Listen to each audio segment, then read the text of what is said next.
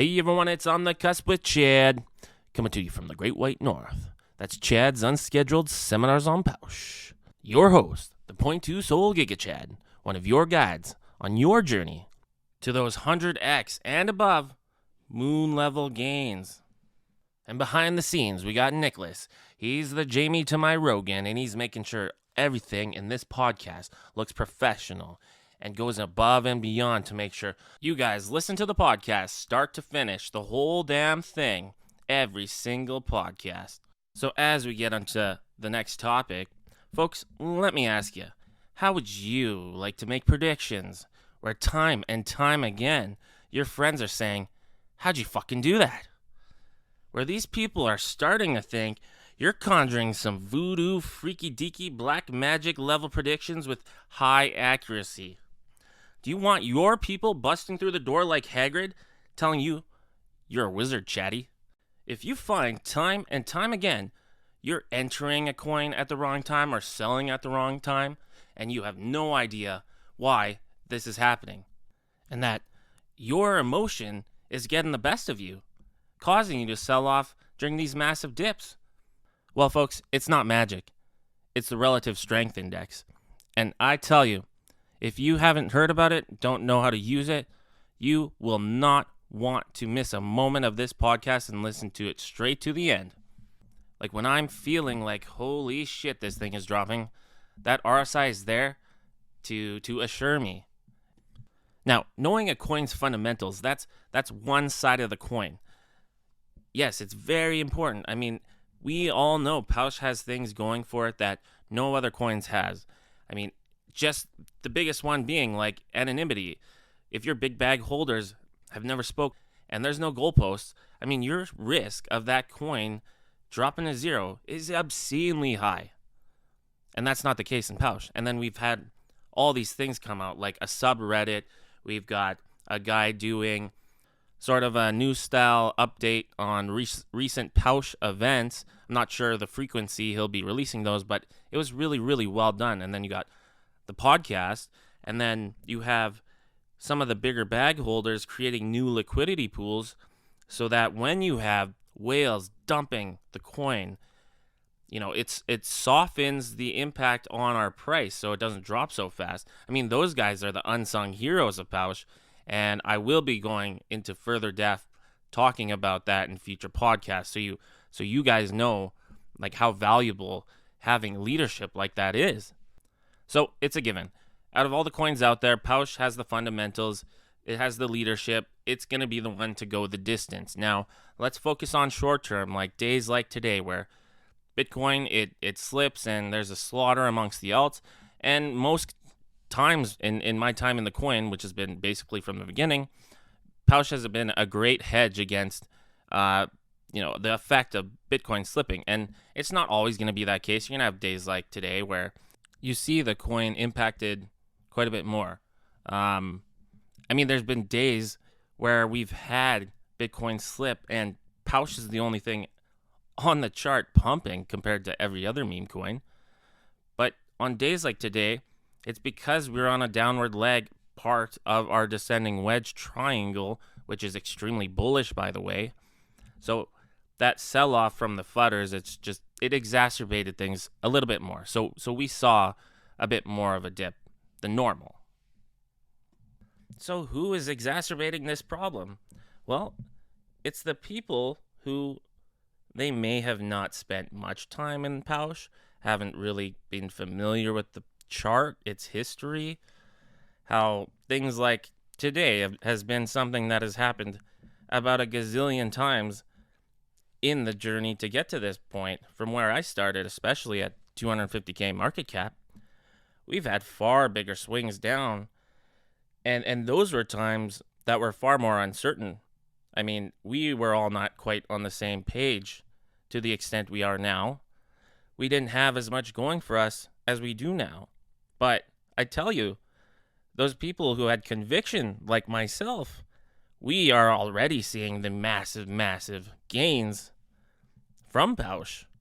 Because POWSCHE gives back to its skilled holders, much like a company should give back and reciprocate loyalty Two, it's skilled employees that show loyalty. So when I see posts, like for example, today on Reddit, I saw a post where someone said, "Oh no, POWSCHE went under 10 cents," and they had an emoji where they're nervous, and it's like, come on, like, it seems to me you made this negative fudder type post only to elicit someone. It was like a call to action, like, someone please come save me and assure me my investment's okay. But you don't realize that unless someone has conviction on my level, they're going to look at that and be like worried, and it spreads fear, uncertainty, and doubt.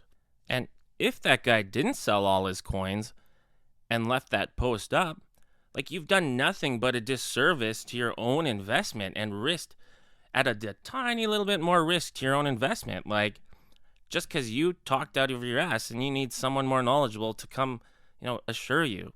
Like, don't speak unless you have really good understanding of this. Don't promote any bad vibe posts. Ask someone you know in the community. Join the Telegram. Ask someone you know is high up there. Get their assurance, because they'll do it, and they'll sure as a hell lot more appreciate it than you making some stupid fudder posts. Seriously, ask someone knowledgeable.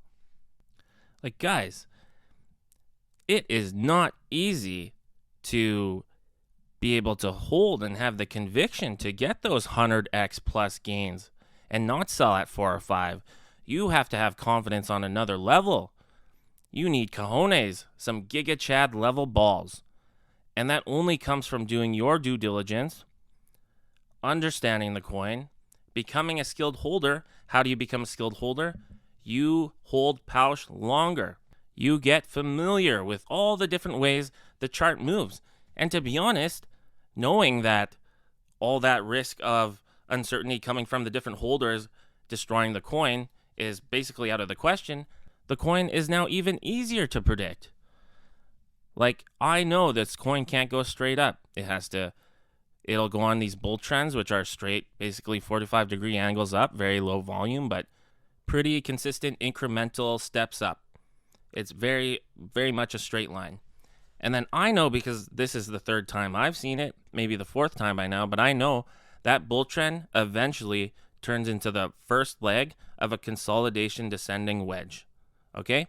And then it will create huge support at this price level, which is good, because now I know, after all this consolidating, POWSCHE has never fell beneath the consolidation support it had built in its prior descending wedge. So this is great organic, slow steps up to the moon. Because, come on, guys, if we just went straight up, it's going to fall all the way down. There's no support. Like, POWSCHE is the safest because of how consistent it has been making its moves like this. Before we get on to RSI, your secret letter is L. So, what you've all been waiting for, RSI. So, if you go up to Desk Screener, if you open it up, and you go to the top, and you see that top bar there, on your phone, you're going to have to slide it to the left, and you're going to see the FX. So that FX, you click it, you go down, find Relative Strength Index, add it. So I always look at the 3-month for long-term trends. And you can see that right now, we are basically at the bottom of that band, the purple band. So that's the biggest buy signal you could ever have. Now look at the past here. You see that? All the times we've hit the bottom band, what's happened right after? Moonshot, moonshot, moonshot. Now look at something like Bitcoin. Same thing. All of these things that happen at a large scale, like with Bitcoin, happens very fast with these nanocaps, which is why I believe nanocaps are the greatest investor teachers in the freaking world.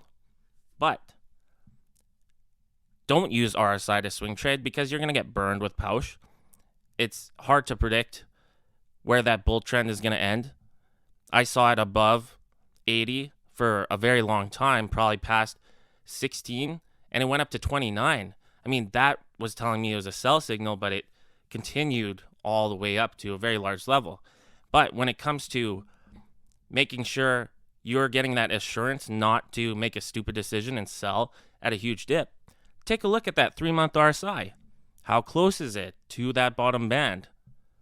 Well, on a day like today, you would have known that selling at 9, you would have got wrecked. And now you're living this life of regret. So next time you feel that fear, if there is a dip, turn on that RSI. Check 1 month as well, because, that'll give you a slightly lower trend time scale. Anything with like the 5-day, it's just going to be the very slow day-to-day trends. Not important. What you want to do is hedge your risk from your emotions, allowing you to sell off at a very bad time. So check RSI, talk to someone knowledgeable in the community, and head on down to the Winchester, grab a pint, and wait for all of this to blow over. Until next time, this has been episode 2. It's been On the Cusp with Chad.